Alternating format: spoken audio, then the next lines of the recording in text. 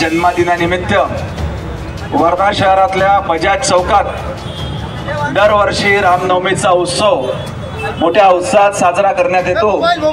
याच्याकरता बजाज चौक मित्र परिवाराचं मी मनपूर्वक अभिनंदन करतो।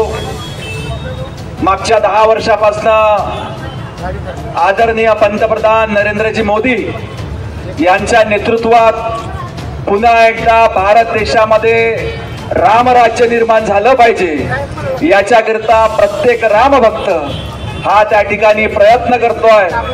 आपण सर्वांनी देखील त्याच्याकरता सहभाग नोंदविला, याच्याकरता आपल्या सर्वांचं मनपूर्वक अभिनंदन करतो आणि रामनवमीच्या शुभेच्छा देऊन मी माझे 2 शब्द संपवितो। धन्यवाद।